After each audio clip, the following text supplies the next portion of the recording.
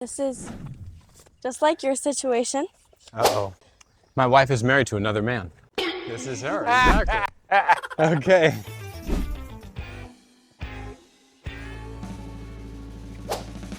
I want to buy a nice car.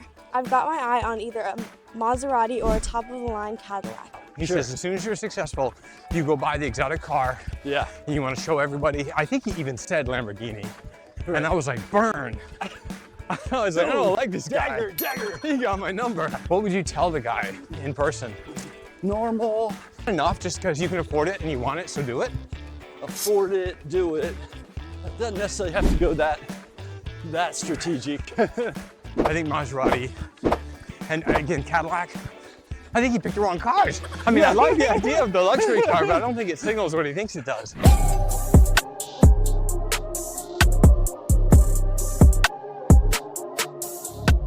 This is just like your situation. Uh-oh.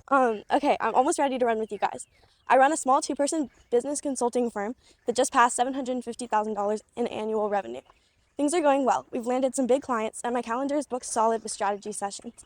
Here's my dilemma. I want to buy a nice car. I've got my eye on either a Maserati or a top-of-the-line Cadillac. My reasoning is this. When I pull up to meetings with executives making 7 figures, I want to project confidence, success, and credibility. I believe a luxury car sends the message that I operate at their level. My wife, however, thinks that this is nonsense. She says, I just want the car because I want the car, and I'm trying to justify wasting money. My wife is married to another man. This is her, exactly. Okay. She says it's a depreciating asset and a poor use of funds when we could upgrade our home or save the money. She's not wrong. I do want the car, but I'm not sure I'm wrong either. Is investing in a high-end car as a business owner a strategic move or just an expensive ego trip? Expensive ego trip or a good investment, which is a minivan in your neighborhood, Brian. Yeah. I don't think that's a luxury car here. That's just what you have the chauffeur drive the kids to school in. Right. But, okay. Oh, how crazy. How about the question? Or the little guys. He's rolling, man. He's ready to roll. How about his choice of words, where he called it a invested high-end car? Yeah, you're right. He's been talking to his wife. Yeah. I'm going to invest in a high-end car. That's right, yeah. I would rather hear, I'm going to use the car as a tax write-off. Oh, now that's interesting. One of those has a tax, well, maybe the Maserati does too. Maserati does make a 6,000-pound SUV now. Yeah. So I got a bunch on this one, okay? But go on, what you got here? Yeah. What would you tell the guy in person? In person. He's tunning it, obviously. He's a 2-person firm, $750,000. It's a business consulting firm, which means, except for client acquisition, he doesn't have a lot of costs. Yeah. It's 2-person, maybe him and an assistant. Yeah. Like, he's clearing plenty of money. He shouldn't have taken on a lot of debt. Right. Especially business consulting. I mean, he should be able to, I don't know, grow his own business if he's helping other people grow theirs. Yeah. But maybe he's a culture consultant. Who knows what kind of consulting he does in business, but Sure. But he's making a bunch of money now. Now, is it normal that business owners, when they start making some money, start wanting to flash it around? That's what that South African guy gave his talk about. He says, as soon as you're successful, you go buy the exotic car. Yeah. And you want to show everybody. I think he even said Lamborghini. And I was like, burn. I was like, I don't like this guy. Dagger. He got my number. And so, but it's true. Yeah. Like, especially if you've been in the dark for a long time, if you grinded for years, and then suddenly things are going great. You're Right. like, okay, where did I put that McLaren dealership phone number? And Yeah. so it's normal. It doesn't make it right, but it's normal to want to do that. Yeah. So is that enough just because you can afford it and you want it, so do it? Normal, afford it, do it. It doesn't necessarily have to go that strategic. Where it's, I can do it, so I'm doing it. But yeah, I think with some thought process, that's why I like the tax write-off. Okay. I like making it, I mean, if I'm going to get the Maserati without a tax write-off or the Maserati with, Okay. I'm going to choose the one with. Okay. When the economics get so great that we're doing 7.5 instead of 750. Okay. All right, then I get the Lambo or Okay. All right. I get the Escalade the first go around for the company car. Okay, so the manager of my local Taco Bell, maybe she's the owner. She drives a Maserati Ghibli.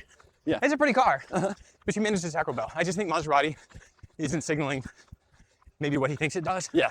But maybe he's got his eye on one that just has really a nice lines to it or something like that. But I think Maserati, and again, Cadillac, I think he picked the wrong cars. I mean, I like the idea of the luxury car, but I don't think it signals what he thinks it does. Right. So, I agree. but I thought same thing.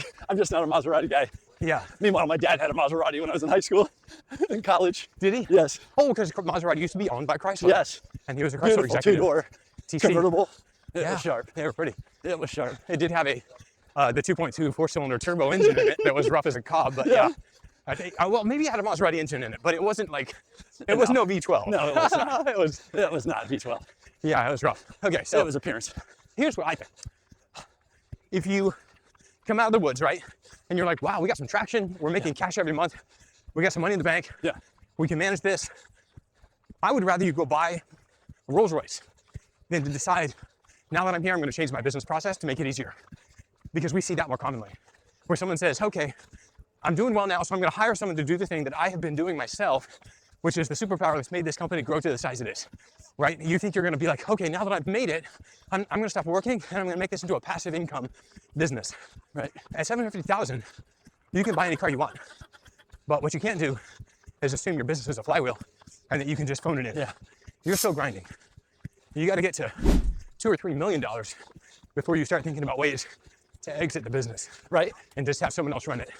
So true. And so I would rather him, if he needs to buy the car to keep from doing something dumb, because I do think there's something to that, right? Hormozy says patience is finding something to do while you wait. Right. All right. I'd rather you experiment at the Maserati dealer than experiment with a new sales process. Yes, right. Or another line of business. Or so many of these letters, they'll say, oh, I was doing really good. And we went to market this way and then we got busy. And so we I had a hired new product line. Or we hired a company to do our marketing. Yeah. And now everything's gone to pot. Like, well, get rid of the company and go back to doing what gave you that initial success. Yeah. Right. You can't change the process and expect the same result. Yeah. And even if you think it's going to get better, most times people just think it's going to get easier. And easier is not what you want in a grind stage. You just want to do repetitions, more of what you've been doing. Right. More hours, more phone calls. Don't make it easier. I think you're just picking the wrong car. $750,000, you could probably buy pretty comfortably. Well, Maseratis are going to be in the $100,000 to $150,000 range. The most expensive Cadillac's about $150,000. That's the V-Series Escalade. I don't know. He should buy a, well, it depends on what kind of consulting he does. We have a friend who wants to buy a Porsche.